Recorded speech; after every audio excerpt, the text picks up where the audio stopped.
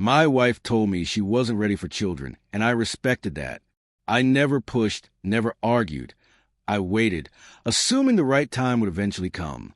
But then I found a message, one she sent to her ex the same day I finalized our anniversary trip.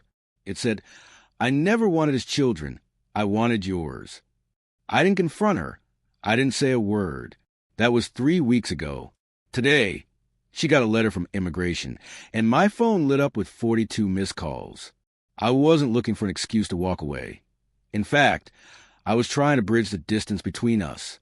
After 4 years of marriage, we'd fallen into a kind of steady rhythm, quiet, dependable, maybe even forgettable. We didn't make public declarations of love. We didn't fight in public. We just functioned, traveled when we could, hosted dinners now and then. From the outside, we probably looked like we had it all figured out. Inside, though, there was a slow drift. No shouting, no major betrayals, just subtle gaps. She always seemed exhausted. I was always working. Our conversations had shrunk into scheduling, more admin than intimacy. But the one thing I never questioned or pressured was the topic of kids. She said she wasn't ready, said she wanted to wait, that it was too soon, too serious to rush. I accepted that. Still, I hoped. So, I planned a small trip for our anniversary, just a few days in Montreal, somewhere slower, romantic, filled with little things she liked. Old buildings, cozy cafes, flaky pastries that took way too long to make. I booked dinner spots, found a boutique hotel with a rooftop patio, even printed itineraries. I wanted it to feel personal. That night, while she was asleep on the couch halfway through a show, something that had become more common, I figured I'd save the travel docs to her laptop. She's a kind who forgets boarding passes, assumes everything's magically synced. When I opened it, the Messages app was already up, probably hadn't shut down right. I wasn't looking for anything, but right there in the corner, a message preview. I never wanted his children. I wanted yours. It stopped me cold. My brain hesitated, like it was trying to deny what my eyes had already seen. When I finally clicked, the whole thread opened. It wasn't new. The conversation stretched back months. It was him, Lewis. No picture, just a default contact icon. The text danced between playful and emotional, each one heavier than the last. "You have no idea how often I still think about you. He's a good man, safe, predictable, but you made me feel alive. For more months and I'm free." The kicker, he's planning something for our anniversary. I'm going to act surprised. Sent the same day, same hour I booked our hotel. I didn't yell, didn't cry. I just closed the laptop quietly and sat in the silence, the fridge humming, her soft breathing from the couch. I didn't feel rage. I felt clarity, like someone had wiped the fog off a mirror, and I was seeing everything clearly for the first time. I replayed every moment I'd overlooked. How she'd rushed our engagement right before her student visa expired. How she insisted I sponsor her green card. How she dodged questions about her ex. Every no, every vague answer, every not yet when we talked about building a family. It wasn't hesitation. It was a lie. It wasn't about time. It was about me. The next morning, she asked if I touched her laptop. Said it was glitchy. I told her no, probably just a sleep mode issue. She made coffee, kissed me on the cheek, ranted about her office's new manager like nothing had happened. I let it stay that way. I needed her to keep believing we were fine. That day, I called Ben. We hadn't talked in years, but he was sharp, an immigration lawyer I'd built a custom CRM for back when I was freelancing. I didn't spill everything, just said I had questions about marriage-based immigration. He got to the point. Is she still conditional, or does she have her 10-year card? I checked. She was permanent now. The 2-year window had passed. He told me that even with permanent status, I could still file a fraud report if I had reason to believe the marriage wasn't genuine. They don't ignore those. I asked what I'd need. He said documentation, timelines, communication, texts, emails, anything showing intent. I already had all. Screenshots, message history, timestamps, the anniversary messages, the ones where she said she'd be free soon. I asked about the support form, the I-864. Ben told me to file a separate form, an I-865, to withdraw my affidavit of support.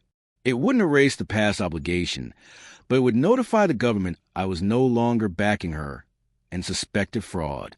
It would help if things escalated. That night, I got to work.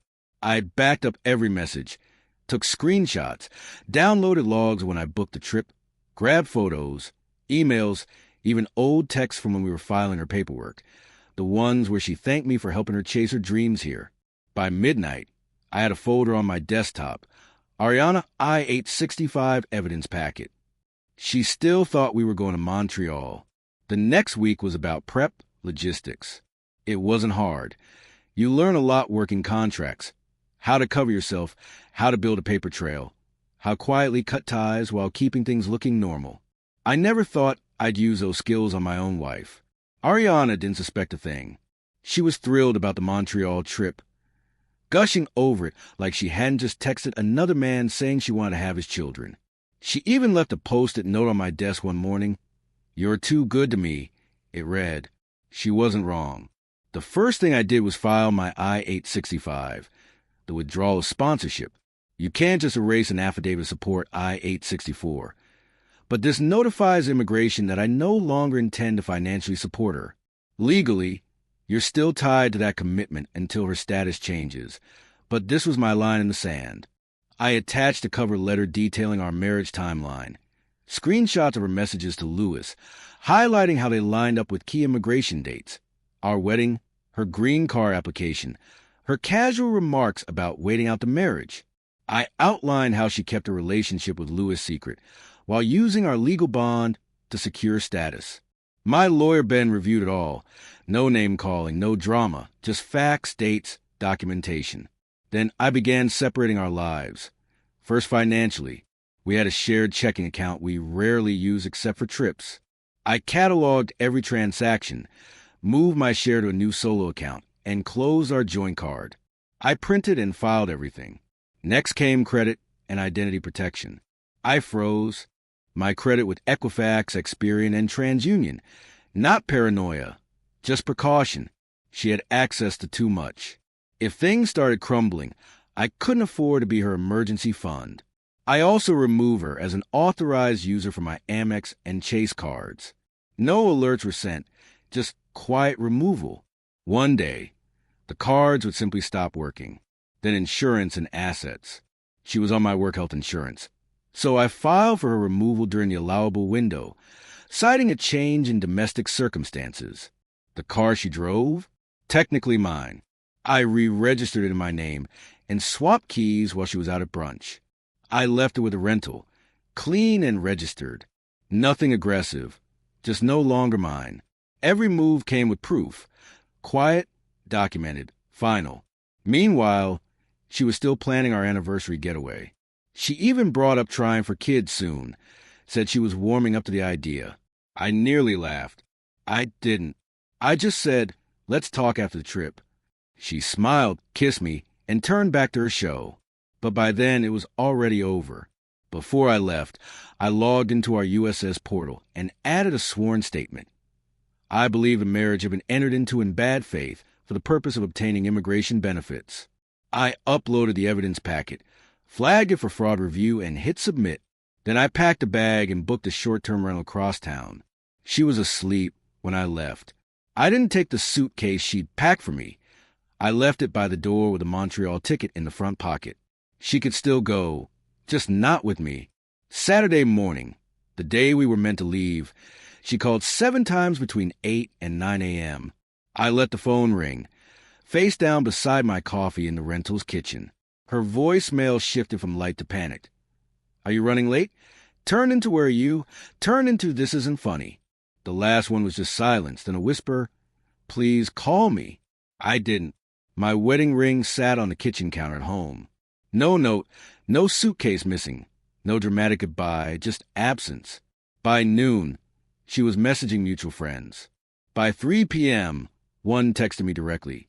"Carla, hey, Ariana says you just left. What's going on?" I didn't respond. Not yet. The story wasn't finished. I filed a mail hold on our apartment, rerouted the important documents to a P.O. box I controlled, canceled the utilities I'd been paying, water, gas, internet. Nothing shut off, just moved to her name. That night, I got a USPS alert. A government envelope had arrived from the Department of Homeland Security. 3 days later, Ariana got it. It wasn't a removal notice. Not yet. It was a request for evidence related to her I-751 form, a review of her residency status. Even though she had her 10-year green card, this was a reassessment triggered quietly by a fraud tip. No calls, no warning, just a letter. Inside, it asked for proof that our marriage was real, joint accounts, photos, leases, communications, affidavit, and in small print at the bottom. This review has been triggered by third-party submitted documentation. She called 11 times that day. I was at Ben's office. He had the letter already. She's spiraling, he said. They don't send these unless something's already moving. I nodded. I know. You want to reply? Not yet. That night, the call stopped. She sent an email instead. Subject line: I deserve an explanation. No apology, just confusion. She claimed she felt attacked, abandoned, claimed I just snapped. She didn't mention Lewis. Not once. I replied with one sentence. You didn't want my children, Ariana. You won't get my silence either. 3 days passed before I heard anything else. Then a message from an unknown number. Lewis won't answer me. Of course he wouldn't. His name and social handles were all in the fraud packet. Not out of spite, out of clarity. 3 weeks later, the next envelope arrived. I didn't see her open it. Didn't need to. I already knew that look. The moment someone realizes it's over. Not panic. Stillness. I had the same letter, forwarded by my lawyer. It was a notice of intent to deny. Her I-751 was being rejected. USS had reviewed everything I submitted, flagged inconsistencies in her story, and Escalator filed a fraud review. Her status: supervised. Her green card: in limbo. Her work authorization wouldn't auto-renew. She couldn't leave the country. And she'd have to prove the marriage was real without me. She couldn't because it wasn't. Word got back to me through mutuals. She tried reaching out to Lewis again. No luck. A college friend said Ariana was going through something, that she might lose her job. Her work visa was tied to her green card. The nonprofit she worked for was notified of the pending status change. They didn't fire her, but her promotion was paused. HR review, they called it. Just a formality. That's how it starts. Then she texted me again. You didn't have to destroy my life. I stared at the message for a while before responding. I didn't. You built it on a countdown. She didn't reply. That was the last message. 2 months later, I cleaned out the garage. It was mostly her stuff: college books, a broken chair, boxes. One in the back I knew before I even opened it. Baby shoes, still in the tissue paper. I bought them 2 years earlier in one of those quiet moments when I thought maybe we were ready. I never gave them to her. They were soft blue, size 0. I didn't keep them. I took them to a nearby shelter for immigrant families, left them at the front desk with a sealed envelope taped to the lid. Inside was a note, handwritten, for someone ready to build a future, not borrow one. The receptionist didn't ask questions. I didn't leave a